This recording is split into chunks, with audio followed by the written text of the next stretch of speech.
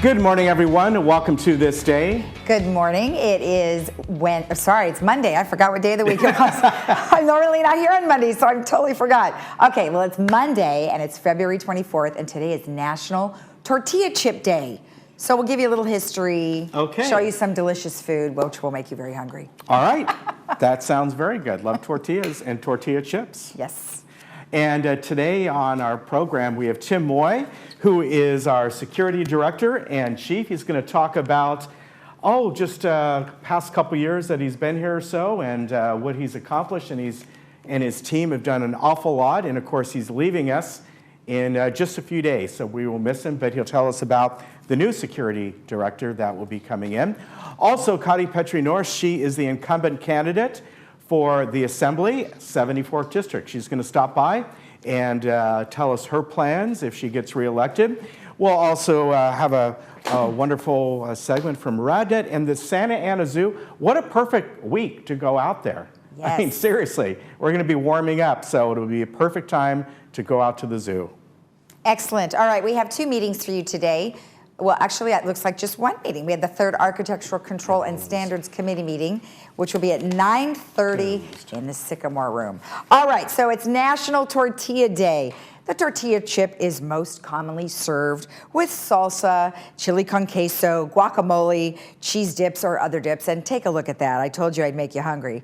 Tortilla chips are made from corn tortillas cut into wedges and then fried. Their tortillas are made from corn, vegetable oil, salt, and water. Now, typically made with yellow corn, tortillas can also be made with white, blue, or red corn tortilla chips. Now, even though tortilla chips have always been considered to be a Mexican food, known as tostados, they were first mass-produced in Los Angeles in the late 1940s. It is said that the triangular-shaped tortilla chips were made popular by Rebecca Webb Carranza as a way to use the misshapen tortillas that were rejected from the automated tortilla manufacturing machine that she and her husband used at their Los Angeles deli and tortilla factory. Now, Carranza realized that once the discarded tortillas were cut into triangular shapes and fried, they became a popular snack. She then sold them for $0.10 a bag at the El Zarape Tortilla Factory. Now, Carranza received the coveted Golden Tortilla Award in 1994 for her contribution to the Mexican food industry. Isn't that cute? I like it. I want an award like that. Well, I'd like an edible gold one, maybe. Yeah, an edible one would be a heck of a lot better, but that's pretty cool. The first time that I had tortilla chips that I can remember, this is the truth, of all places, I was probably, like 1970, and we had some relatives that lived up in Grass Valley, and Grass Valley, Auburn area there, Black Bart, the famous outlaw. So they had Black Bart Steakhouse and bar and all that kind of stuff. And I guess they had Mexican food as well, and they put a basket of tortilla chips on the table. Being that was 1970, I had never, there weren't many Mexican restaurants around in the Bay Area at the time, and you couldn't buy bags. It was really, that was neat. I still remember those, and I still think they were the best. All right, weather. Well, if you want almost midsummer-like weather, we're going to have it over the next few days. Starting to warm up today. By the way, as far as the rain that we got on Saturday at our house, we got just under 1/4 of an inch. So there you go for that. But now look at this warming up. And we are looking at some offshore winds on Tuesday and Wednesday as well. But at this point, a few days ago, they were saying they're going to be pretty strong. Now they're saying they're going to be more mild winds. So we should have them maybe coming in tonight, Tuesday and Wednesday. But look at the rise in temperatures here. And actually, some reports show them even warmer than that. So I always look at different reports and sort of, put out the middle numbers to kind of average it out. But today, obviously, warming up compared to the weekend. And then we really rise up Tuesday, Wednesday, and Thursday, hovering around 80 degrees. Go back down a little bit on Friday to 76 with some scattered clouds. So summer, definitely early summer weather over the next few days. Let's take a look around the county, and just beautiful everywhere you go. Beaches about 69, everywhere else in the mid-70s. Palm Springs 82, and San Diego 70 degrees. So get ready for some warm weather. And as I said, there should be some offshore breezes coming in tonight, Tuesday and Wednesday, but they kind of lessened how strong they'll be. But, that could change tomorrow as well. All right, we'll be back in just a moment.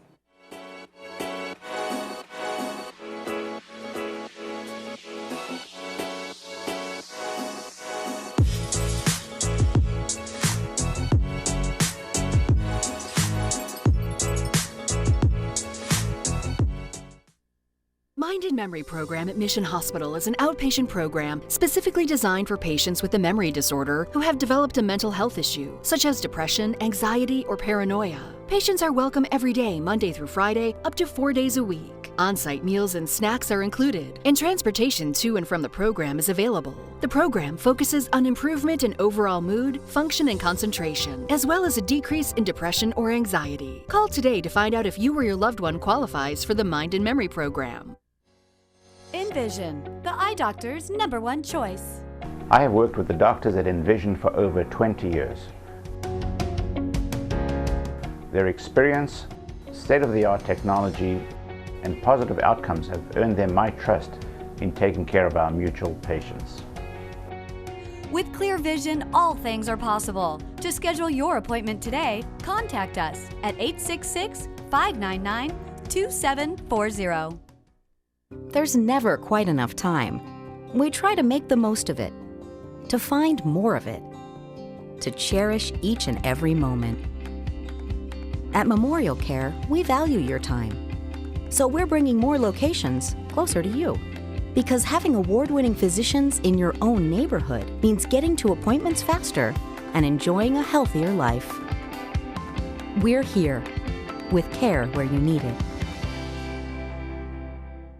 If you're driven by an adventurous heart, you're in luck. The Subaru Outback is all new for 2020.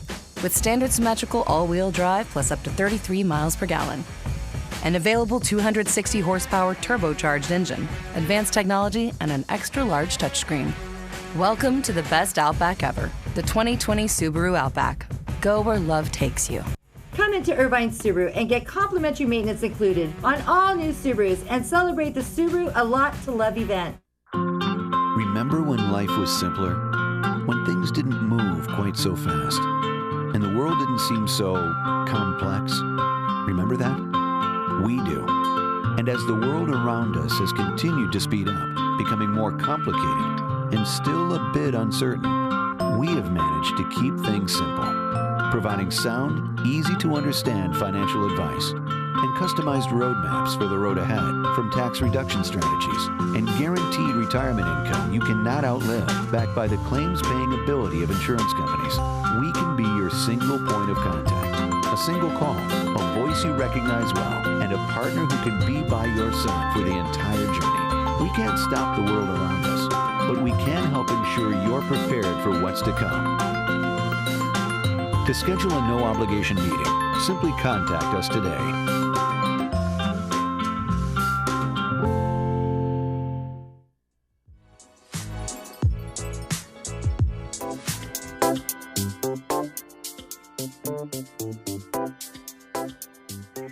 Welcome back. Well, Ken and I have sort of a bittersweet situation right now. We've got Director Tim Moy here, and it's going to be his last day on Friday. But before we bid him farewell, we are going to follow up and find out what's going on. Yeah. We haven't had you on in a while. It's been a while. It I know has, that yeah. you've been having some law enforcement folks in with my old department, the Orange County Sheriff's Department, which I think has been very informative for our community. You. Yeah, and so I've kind of stepped back a little bit and let them take the spotlight. Okay, well, good. Well, I know you've got some achievements that you'd like to talk about, so tell us about this. Yeah, so, Friday will be my last day. And I've How been long's here, it been, Tim? Yeah, 3.5 years. Wow. 3.5. So it's been a good run. I've appreciated the time, and I think we've done some good things here. The first one being our emergency operations plan. When I got here, we had this disaster preparedness team, a small group of residents kind of running this thing, and doing a great job, very passionate about disaster preparedness, preparing our community. And I was able to step in, work with them, and now it's a very active team. It's part of GRF. Judith Troutman is now the chairperson. They've got multiple GRF members, Third Mutual, United members, and we've done a lot. You know, I don't know if you remember, we won the Red Cross Award for our emergency operations plan as well for private communities. That's great. That plan can stand up to any plan in any city across Orange County. Yeah, you worked, the whole team did. In fact, I remember doing, God, has it been that long ago? The tabletop. Right. I came in there and I didn't. I think I had met you once before because I interviewed you and Chuck for Gate 6, as a matter of fact, when it was going through. They were still constructing it. Yes. Yeah. Yeah, and that's been going well too. The gate access has been phenomenal, I think, for us for security as well. That's a nice segue, actually. Yeah. That was a really good segue. Nice job, Ken. It's what's on You've my done list. this before, I haven't have. you? Right. Yeah, you two know what you're doing. We kind of do. We hope so. Yeah, we hope exactly. so. So let's talk about the gate access. Tell me what you guys have accomplished. Yeah, first of all, I've got to recognize Chuck Holland on that one. I mean, he's the one that's run with this. He's worked with Dwelling Live. He's worked with California Gates. In security, our team, we're the operators. We run it, but he put the system. He's been maintaining that system. He's been the main conduit. But the whole concept for the gate access is you allow those who are authorized or residents to come in, and those who are not won't. We're not going to have gate runners anymore. Those gate arms are down. Maybe in the past they were able to kind of zip through that far right lane when the gate ambassador was busy, but not anymore. Can't now. Yeah, Okay. it's. I think it's working really well. And this was a plan that I remember you and Chuck said had been used in many, many other communities. Oh, absolutely. It's all over the place. It's very successful. So we're trying to use proven methods here to make this community secure. You know, that RFID rollout when it first came out, I mean, that was a chore trying to get. I remember that, yes. 18,000 residents, and we got about 10,000 of them to come in and register their vehicles and get that RFID sticker placed on their headlight. And, you know, there were some minor glitches we had to work through, and the whole merging concept at some of those lanes. You know, you look at the whole pilot project was at gate 5 and 6. So we were able to fine-tune some things. We realized, okay, we've got to tweak a few issues here and there, a few procedures. Our gate ambassadors have been outstanding. They've been, they've taken on to the new system. Initially, you know how it is. Nobody likes change, you know, and but they tackled it well. We put a training team together on that. You know, the Dwelling Live is a new system. It's unlike that old one where, you know, different procedures. We had to tighten some things up. Those gate ambassadors, they're working out there. Okay. You know, somebody comes in, and you're not in the system, you're not coming in. We're going to turn you around. So kudos to them as well. Yeah, excellent. Great job, Brian. Everyone. So see something, say something. I know we've talked about it before multiple times, even with the Orange County Sheriff's Department. So what are some things you'd like to tell us about that? We've continued to try to encourage our residents. Hey, you see something, say something. The Hide It, Lock It, Lose It initiative as well. Basically asking our residents to get more involved. If something looks out of the ordinary, please give us a call. And we feel like that's been successful. We've received more phone calls into security. Someone's walking down a cul-de-sac. They don't look like they belong. Give us a call in reference to Hide It, Lock It, Lose It. Because our folks feel so safe in this community, they are likely to leave things unsecure. And so, you know, we've talked about this numerous times in reference to, you know, we're gated, what have you, but we're not a fortress. Right. And not all guests that come in are law-abiding, so on their way out, they may be looking around and they may grab something that's in a carport just sitting there, you know, a bicycle, what have you. So we continue to recommend to our residents, you know, hey, hide it, lock it, or lose it. You see something that's out of the ordinary, you give us a call. This is your community, you know what best. More so than our security officers. We're out driving around doing our thing, but you know who your next door neighbors are, and you know who their guests are. You know when that vehicle looks a little odd, doesn't belong there, or it's been parked there for 10 to 12 days, it's not moving. And then on something like that, it's like, oh, that's my neighbor's car. Yeah. Are they okay?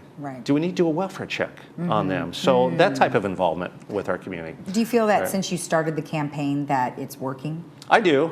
I think there's always room for improvement, though. You know, some people have felt like, you know, I don't want to inconvenience people. I don't want to call security. This may not be anything. Whereas we feel like please call us. Okay. Let us take a look at it. And if it turns out everything is okay, well, that's great. So that's success for us. So compliance and social services are two different departments, but they fall under security? Right. They're Is like, that right? it's just the hierarchy, the way it is. We're actually, the security is a department. So you've got security operations, which is our uniforms and our gate ambassadors. Then you have the compliance division and social services division. And obviously they both fall under security. I've enjoyed working with those teams. They do a great job. You look at compliance, it starts with leadership.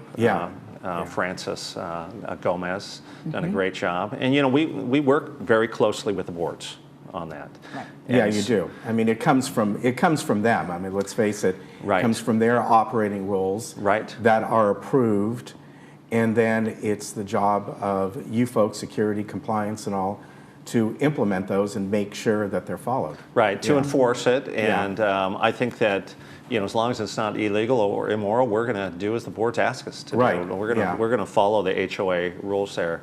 But I know that we have a new board in place, and they want us to work a little bit more closely with the residents, not as punitive. And so we are trying to do that as well. So, you see some changes that are taking place there as we work with our residents and some compliance issues. Social services. Wonderful department. Oh, Susan McInerney and her team are doing an outstanding job. And you look at the collaboration that she's had with outside organizations, OC Alzheimer's, Memorial Care, yes. And then I feel like I'm missing one.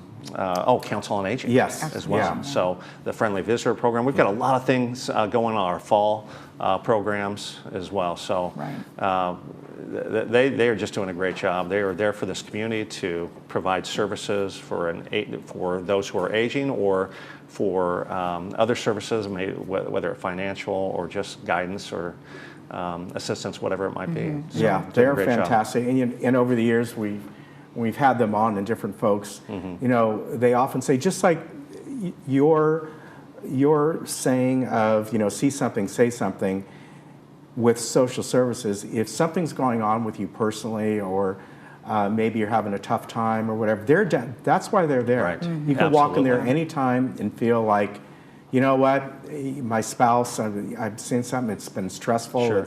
And they can point you in the right direction. Absolutely. They have so many resources. They've got all those. I think you were just about to say that, weren't you? They've got a ton of resources, and they're there to help. And they just want to assist you or each individual during those elderly years, senior years, whatever you might call it. But wherever you're at, and you don't have to be older. Again, it may be something where you're a new resident, you're 57 years old, and there's something going on. You just need a little bit of guidance in an area. I can remember for myself years and years ago, when one of my parents was going through something, and I remember this was back when Marcia was there. I don't know if you remember her before Susan. And I went down and talked to her. I go, you know what, how should I handle this? It wasn't a real problem with me, but it's like, you know this better than me, and they're wonderful. Absolutely. I'm the executor for a friend who passed of cancer, and the first person I talked to about was Susan McInerney, and how to go about handling that. And that's what they're great people. Right. I don't think we showed that one slide though. Over the years, you've been responsible for awarding many different folks. So let's go ahead and look at this. Slides Right. So that's just this is wonderful. That's just a small picture of what we're trying to do. So it's trying to recognize some outstanding workers. And that goes to improving morale, recognizing your team, and that's for me it's. With our security officers, some internal issues as well. How can we make our security operation better? And then bring in the right people, treat them well, but then recognize good work. So for me, it starts with means a lot, an acronym called CATE. Yes. And that's a CATE. C is customer service, A is accountability, T is transparency, E is efficiency. I want to make sure that we're providing good customer service to the residents here. I want to make sure that we're accountable for our actions. If we're not doing it right, a phone call comes in, we're going to look at it, we're going to correct it, and that's where that transparency is as well. And then efficiencies, how can we do our job better? What are the little things, what are the little tweaks that we can make to better serve this community? And when they do that, we're going to recognize them. And that's, again, that's a good thing. I could talk about each of those pictures and the fine work that those folks do. So, but it's nice because you have your core beliefs and a lot of what you probably learned in law enforcement. I did. I brought my law enforcement background to this. I mean, we do this, you know, in law enforcement quite a bit. You're going to recognize those who are doing a good job day in and day out. I think we've increased our professionalism as well. We've taken I think you definitely have. And I also, what I see is compassion. That's increased as well. Absolutely. So if you walk into the security building, there's a waiting area there, and someone will come in, we'll assist them, and maybe we have to get an officer to come out and take a report. And so that person will be sitting there. Well, invariably, someone will walk down the hallway and say, "Excuse me, sir, have you been helped?" And it's like, and I'm in the office next door, and it's like, "Yes, I'm waiting." And then another officer will walk by, or some other person, and 3 or 4 times that person's been asked, have you been helped?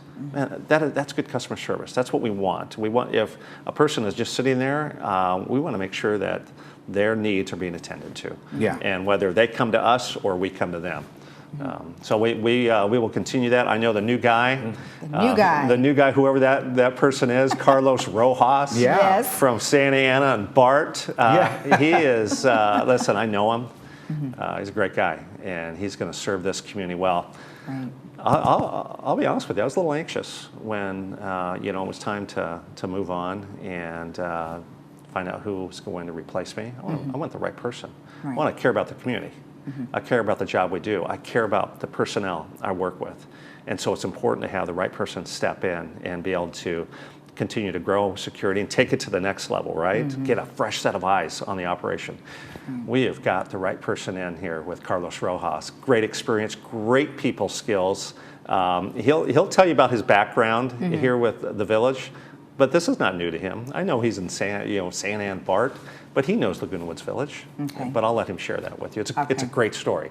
Good. And how long was he with law enforcement?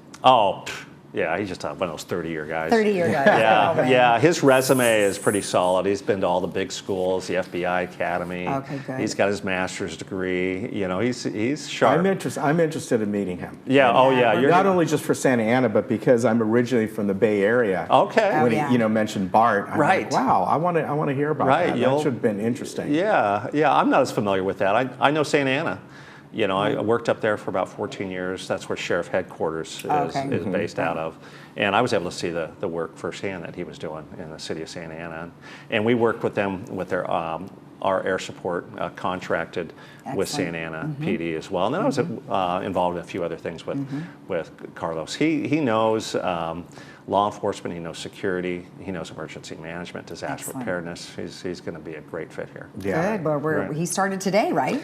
He started today. I think he's down in HR right now, getting grilled by them. We know how that doing that background check. Right. We're still checking him out. Yeah. I'm not so sure about him. Yeah. Oh my gosh, too funny. And then, lastly, what are you going to do? Right. So I think you all know I live down south. I've been driving for 35 years. I'm tired of it. I found even when you were with the Sheriff's Department, you lived down in... I did, yeah. So I was driving to Aliso Viejo and then to Santa Ana. For a short time, about 2.5 years, I was driving to Garden Grove every day when I was a drill instructor at the academy. Wow. Yeah, so we'd leave about 5 a.m. And that's you talk about an intense place to work. The Sheriff Academy is a paramilitary, high-stress environment for these young recruits coming in, and we apply that stress. But you leave at 5 a.m., you get home about 7:30, 8 o'clock each night. I did that do it again the next day. Exactly. Did that for a few years. So for me now, I'm going to stay close to home. I'll be about 1.5 miles away from the house. I know. You just roll out of bed. Exactly. Yeah, exactly. Ride the bike or walk. Walk. So I'm going to be the safety manager for a big church down that way. It's called North Coast. It's about 13,000 members. Wow. Yeah, there's 7 different campuses all throughout North San Diego County. You know, it's a shame that we have to have a safety team in large churches now. Yeah. But if you look at what took place in Texas, there was a shooting, about a month and a half ago or so, and you see it all across our nation, just hate. And so one of the things that you can do is provide a visible deterrent for them. If they see that there's safety on a campus or in a church grounds, they're less likely to take action. And so that's what we are doing. We use off-duty law enforcement, off-duty fire and medical personnel. Yeah, to provide that service. So I'm going to be building that up, but you've got to have procedures, policies, protocols, emergency operations, active shooter drills, all that stuff. So that's right up my alley. You can apply what you've done here. Right, exactly. Yeah, the whole emergency operations plan as well. Right. And then I'm involved in something called Safe Families. And that's a personal thing. Safe Families is like foster care, but you don't get paid. And it's providing biblical hospitality to families in crisis. Safe Families Administration, they work with the parents to try to get them help. And we take the kids. We just had, yeah, we just had a 5-year-old little girl and about a 14-month-old little girl stay with us for 3 days while mom was in the hospital. Dad's not in the picture. They had no family. We take the kids. We had a 4-year-old little guy named Charlie. Mom was in rehab, and we took the little boy while the mom finished up, graduated, and then we give the child back. Oh wow! So yeah, we're very passionate. That has to be both rewarding, but also. You know, you see what these young kids, these young lives are going through, and at that age, how they cope with it. It's some cases they may not even realize it. And why is my parent not with me? And, It's tough, and so we try to provide love and stability to them, and show them what that's really nice. A good marriage looks like. And all that. Is that a national program? It is. Yeah, look it up. Safe Families. Safe Families. It's a good thing. Yeah, we will. Right. Anything else? No, I think it's. I've enjoyed my time here, and 3.5 years. It's been a good 3.5 years. We've got a beautiful community. We've got great people here. I got to tell you, working with the staff, you develop relationships. You know, of course, you develop relationships with the community as well. Right. But you're with your coworkers day in and day out. Yeah. You know, you too. I've enjoyed getting to know you and our teams. So I will remind Laguna Woods Village, they've got a great village management staff working for them. Good people. It's been an honor to work here. Well, we will miss you greatly. I think you've done. I've been here, I don't know, since 2001. So I've seen security chiefs over the years. And honestly, I can say you've been the best I've seen. Thank you. And it's just the way you've handled everything, the way you when you first came in, you didn't lay down the law, no pun intended. Right. But you got to know people first and looked at what could be improved on and did it in a very, really a very nice, compassionate way with both the community and the staff. And that's what I'll remember more than anything. Well, thank you. I appreciate that. And it is. You try to show compassion to our community and with the team. And you don't want to make immediate changes. You want to get, just like anything, you want to get a feel for what's going on. So, it's been a good time. This has been great. Thank you so much for coming on when I've asked you to. Oh, and absolutely. All of the slides that you provide, because you know me, visuals. We always want to make sure you get visuals. And don't be surprised if I call you for additional information. You never know. Always a reporter. Well, I know we just gave you some additional information for the next person to have on. Exactly. That's great. Another member of the Sheriff's Department who just was recently promoted. So she would do a great job on the show. Excellent. Thank you so much. All right. Tim, good luck to you. All right, thank you. Good luck. All right, thank you. And as you know, Tim is leaving on Friday, so if you see him around, make sure you say hi and thank you. We'll be right back.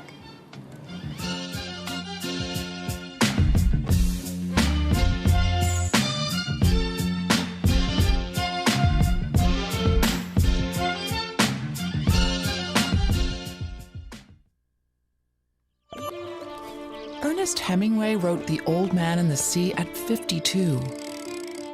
Satchel Paige was still dominating batters at 59. Celia Cruz was still winning Grammys at 77. John Wheeler illuminated our ideas of the universe at 70. And Roger Crouch was 56 when he first went into space. Your best is yet to come. Jewelry box. It's about trust. Do you buy gold? Yes, we do. Do you buy diamond rings? We do. Do you buy watches?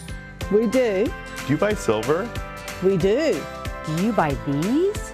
Yes, we do. Gold, diamonds, jewelry, or sterling silver. The Jewelry Box of Lake Forest makes it easy to get top dollar for your treasures. No appointment necessary. Simply come in and walk out with money for your valuables. Whether it's one ring or an entire estate, we buy it all. Isolate Pure CBD, the alternative to pain. From our home to your home.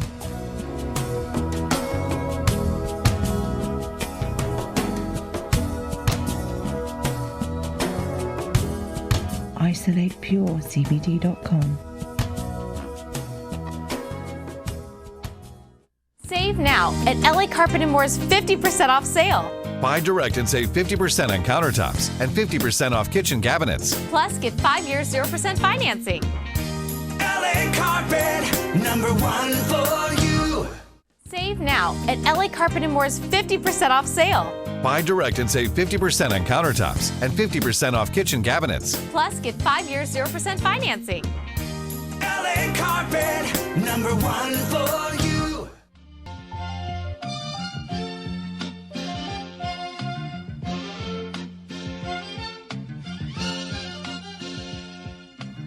Welcome back. Well, we have Assemblywoman Cotty Petrie Norris here, who's going to give us an update on her first year in office. Well, welcome. Thank you so much for having me. It's You're always welcome. great to be here. And I know it was very, very busy, so thank you for taking the time to come in, because I know it's hard to get away. It is.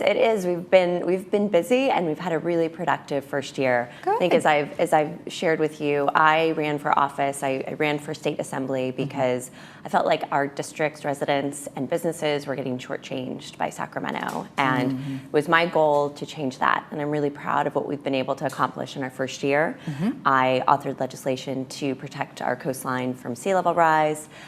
Legislation to expand services for active duty service members, and legislation to expand access to health care for low-income seniors. And I was also able to bring millions of dollars back to the district, including a $500,000 grant for the Laguna Woods Village Library. So we are looking forward to that opening later this year. Oh, good. So it's already in place and being used. Yes, yes. Excellent. Now, expand a little bit on the veterans one. Tell me a little bit more about that.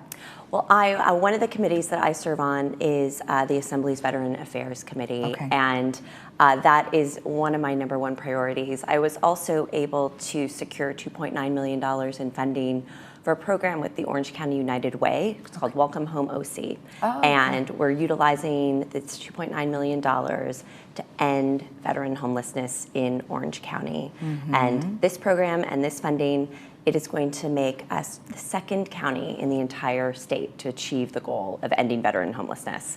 How do you propose to do that? I mean, I'm just curious what you're going to put in place. So for that. what we're able to do is the Orange County United Way is managing the program, and what we're doing is we're able to leverage existing HUD and VASH vouchers. So there's hundreds of millions of dollars in federal funding that goes unused every single year because sometimes private market landlords are reticent to rent to homeless veterans. And so the Orange County United Way has been able to put together a program where they help veterans navigate the system, and they also help landlords who want to do the right thing navigate the system, and they bring that together.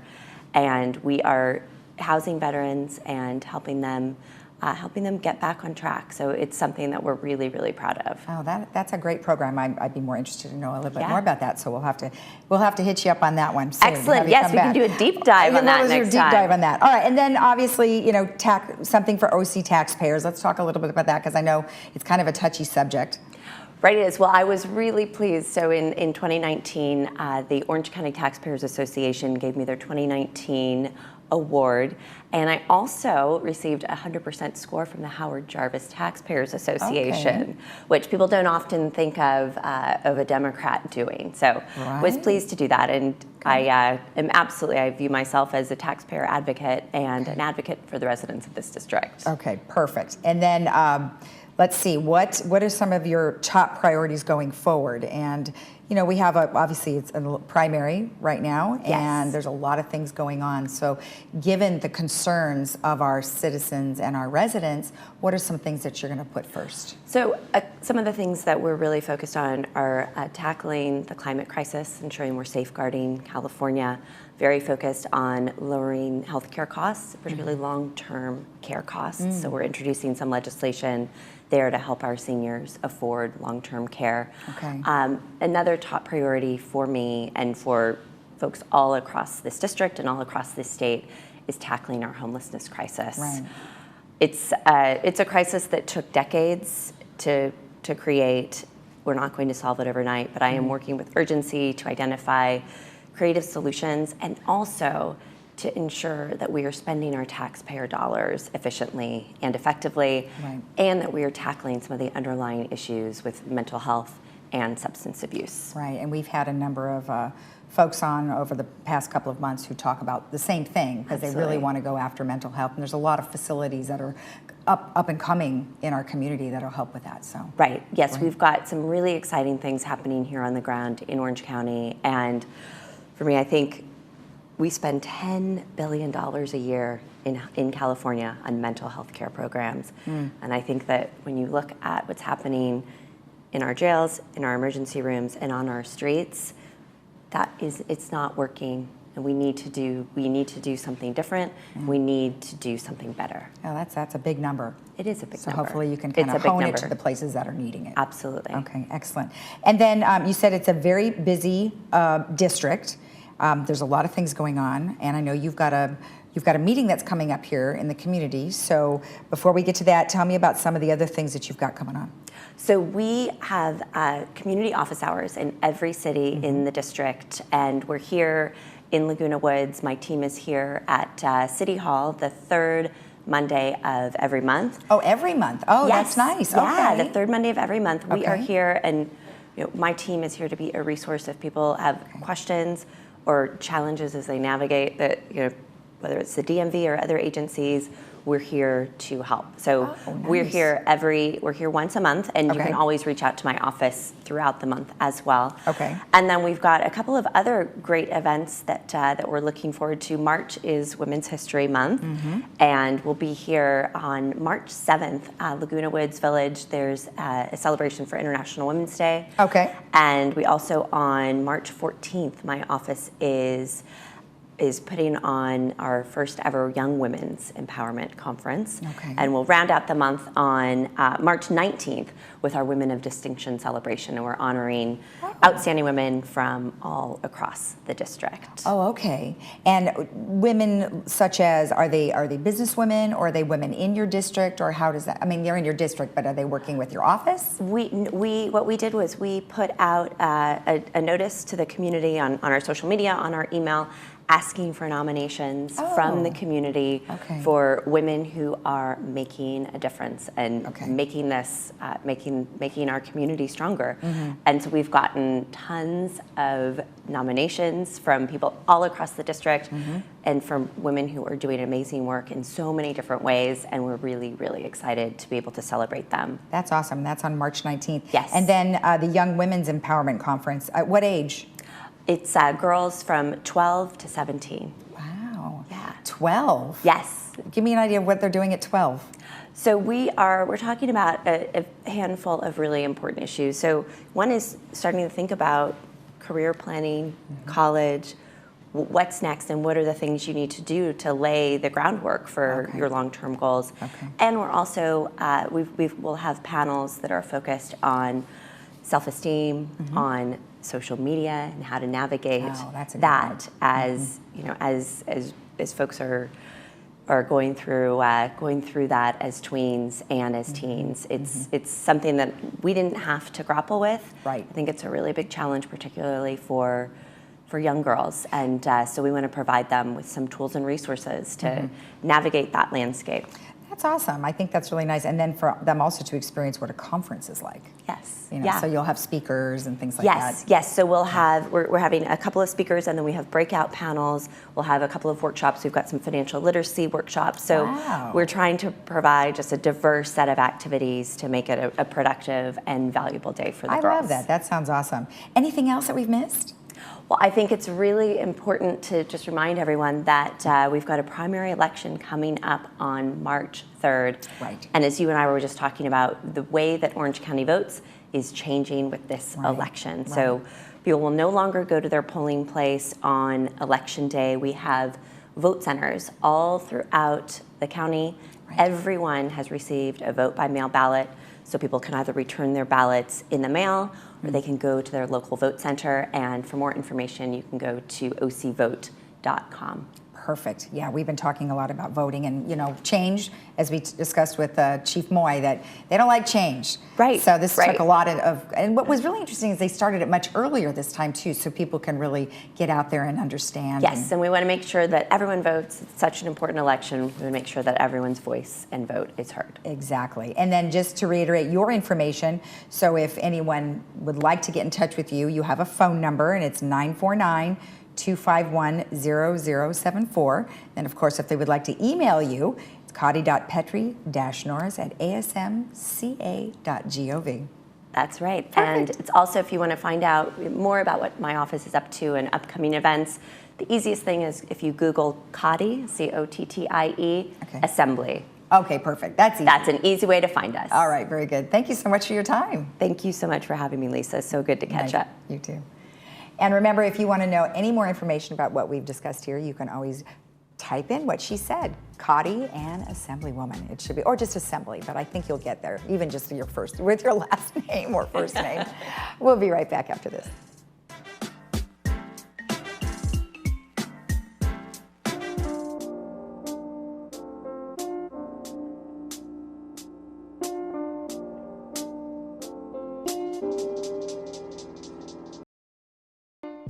Hi, I'm Vince Ferragamo.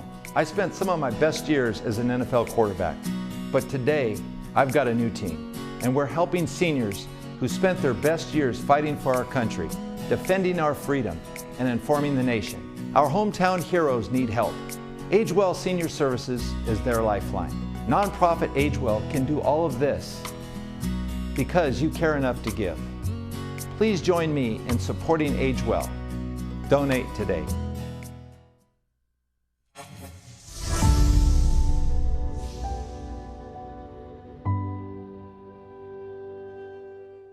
Thank you for joining us.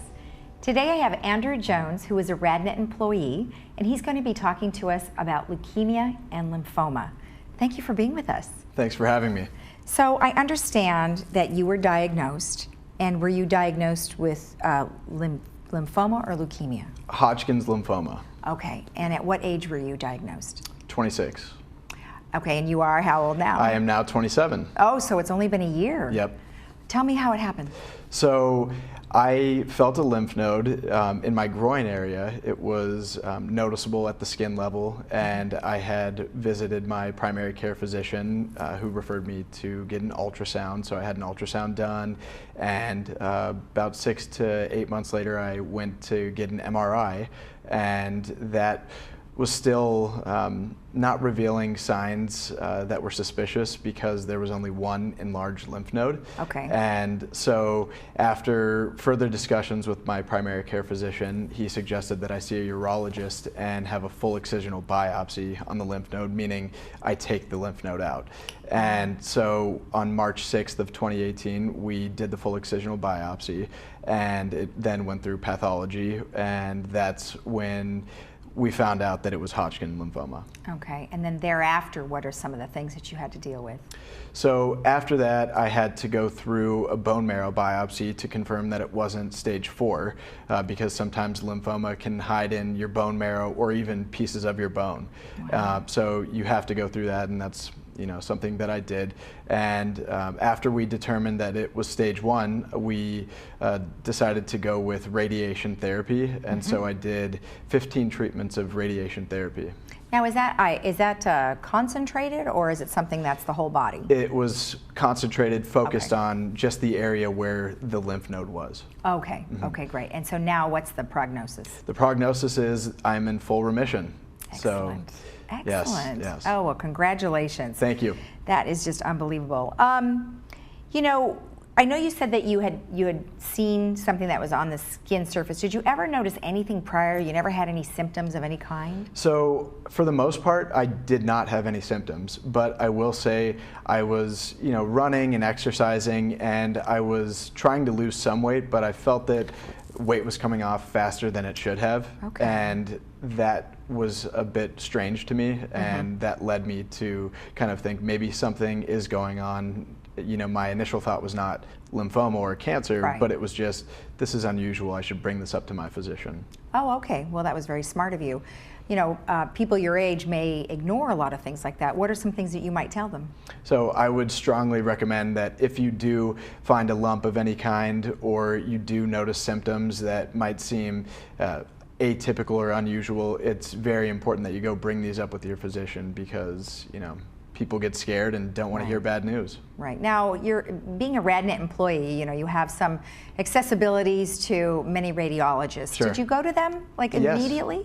Yes, so when I had my ultrasound done, I had one of our radiologists read the ultrasound, and I also had a different radiologist, one of RadNet's, read my MRI. Okay. And so I did use our services there, and my PET scan was also read by a RadNet radiologist. Okay, great. So they were very, very helpful to you then. Yes, absolutely. Okay, perfect. So now, what is being done to help find a cure for this type of disease that you know of? So the Leukemia and Lymphoma Society is really pushing the envelope on finding cures, and they are directing funds that are donated to groundbreaking clinical trials. So there's a lot of work being done there, and there's been a lot of developments that have led up to where we are today, specifically with the development of Gleevec and Rituxan, which were both funded in research by Leukemia and Lymphoma Society. So they are heavily involved with research there. Now, is there some medication that you will have to take for the rest of your life, or no? No. So fortunately, no, but I will have to go back annually to go under and do a PET scan, but that is really for the first 5 years, and if they don't find any signs or traces of lymphoma, then we can push that to every 5 years after. Right. Oh, that's great. Okay, good. So you're now a part of the Lymphoma and Leukemia Society. Yes. So tell me what you're doing with them now. So I am participating in the Man of the Year campaign for LLS, and the goal of the campaign is to raise $150,000, all of which will be donated to finding cures and giving patients financial assistance and all the good things. So what brought you to want to do this? So a buddy of mine, Jared, who was a nominee in the 2018 competition, had brought it to my attention because he had gone through non-Hodgkin lymphoma, and he felt that, I was definitely somebody that could take on the challenge, and I felt a sense of obligation after being so fortunate. And so, I just felt that it was the right thing to do. So what are some things that you're doing now to try and raise the money? So aside from the routine letter sending, we are going to have a poker tournament in May. We're going to put on a golf tournament. We're reaching out to some athletes and possible celebrities, movie stars, to donate some of their time in some auction forum that LLS hosts. So we're using a bunch of different channels. Will that be just in Los Angeles or all over Southern California? All over Southern California. Okay. So the poker tournament will actually take place in Orange County. Well, excellent. Yeah. Well, hopefully there'll be some folks here in our community that will participate and have a good time. Right. And help you raise your money. Yep. All right. Well, thank you very much for your time. Good luck to you. Thank you. And thank you for joining us.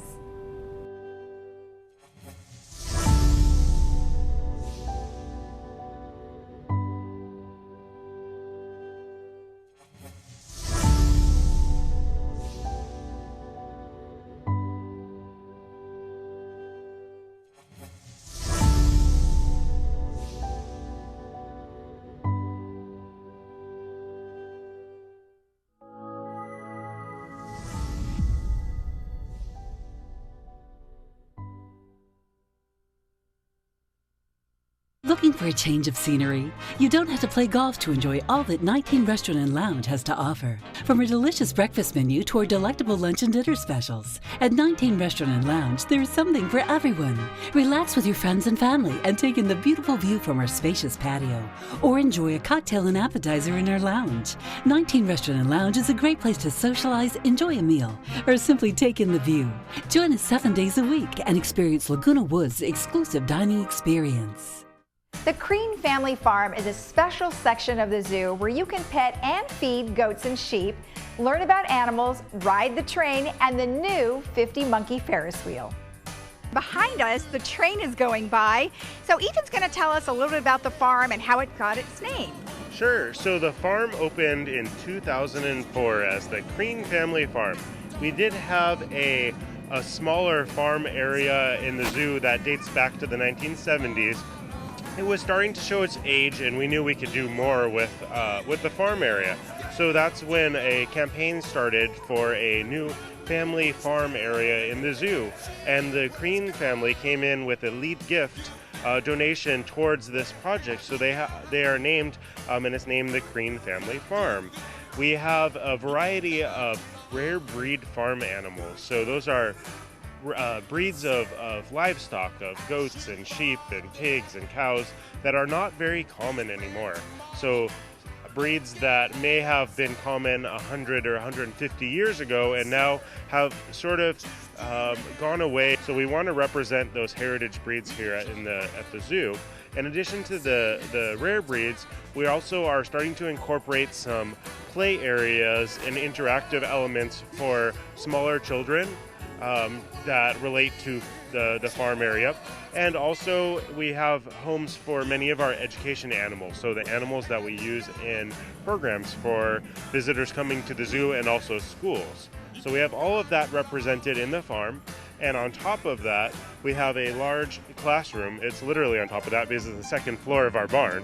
And the rides, we have a carousel, the conservation carousel, the Zoofari train ride, and the new 50 monkey Ferris wheel, which talks about the story of the 50 monkeys at Prentice Park.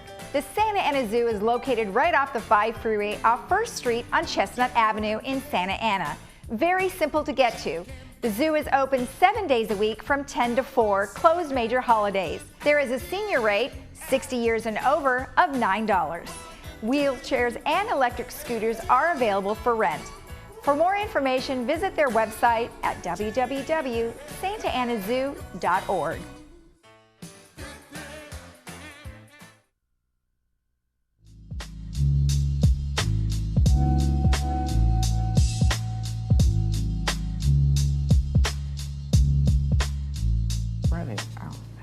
And welcome back. Our movie coming up today, Monday, February 24th, is called Dead Man Walking.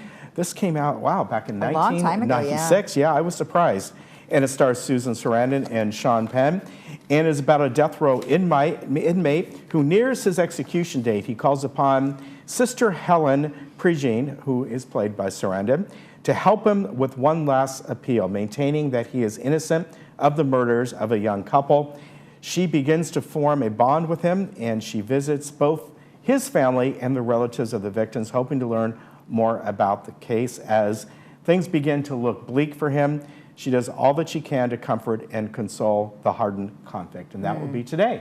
That sounds good. Yeah. I think I watched a little bit of it, but never watched the whole thing. Yeah, I didn't realize it was that old. Yeah, it's pretty old. No, I looked at it and I was like, wow, I thought that was just like a 10-year-old movie. Yeah, it's good to recirculate some of those things. Yes. All right, and then on Friday at 2 and 7 p.m., we have an adorable movie called Homeward Bound, The Incredible Journey, and it is about dogs' journey, as we mentioned. Before the Seavers leave for a family vacation to San Francisco, they drop off their pets.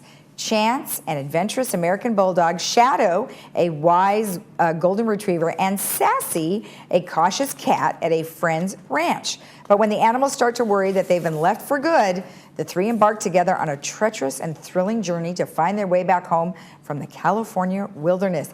And it was filmed, Purina Vision, he tried to get me again, you little silly guy. I'm like, wait a minute, there's no such thing, you goofball. All right, well, that is the voices of Michael J. Fox, Sally Field, and Don Amici. So super fun, and that's on February 28th at 2 and 7 p.m. Purina Vision. Yeah, Purina Vision. That was a good movie. I remember that. Good family film. You're so funny. All right, our weather. We got changing weather this week. After we had a little bit of rain over the weekend, we're starting to warm up today and clear up. Then we're really going to heat things up, and we get to really, I want to say, early summer conditions, as you can see, hovering about 80 degrees for Tuesday, Wednesday, Thursday. A chance of some offshore winds coming in maybe tonight, Tuesday, and Wednesday. They have lessened as far as the forecast, how strong they're going to be, but do expect that. That could change a bit.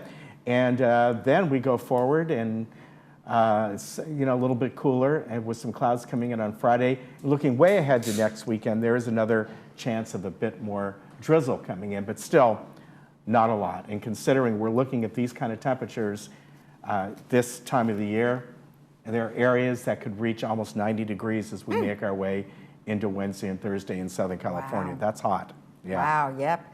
And, that rain that came on Saturday was way more than I think most people were expecting. Yeah, it was kind of nice. Yeah. So around Orange County, things are going to be absolutely beautiful today, as you can see, and even the beaches, 69, 70 degrees down there. They'll, of course, heat up over the next few days, as will everywhere else. Maybe not Palm Springs, because we'll get the offshore winds. If we get them just slightly, they'll stay about the same. But look at Big Bear. They're going up to near 60 degrees over the next few days. Bye-bye snow. Yes. That was short-lived. That was short-lived. Yeah. All right, well, so tomorrow we have the CEO, Jeff Parker, coming on. And that'll be very interesting to see what he has to say. Yeah. And then we have the Car Club will be here. And so they have their event. And then we have Katie Porter, who will be here to talk to us about what's happening in Washington. And then the Hogue Classic. As you know, we'll give away some golf tickets tomorrow, so make sure you watch. Okay. All right. That Have a great sounds day in good. the Village, and we'll see you tomorrow. Bye-bye.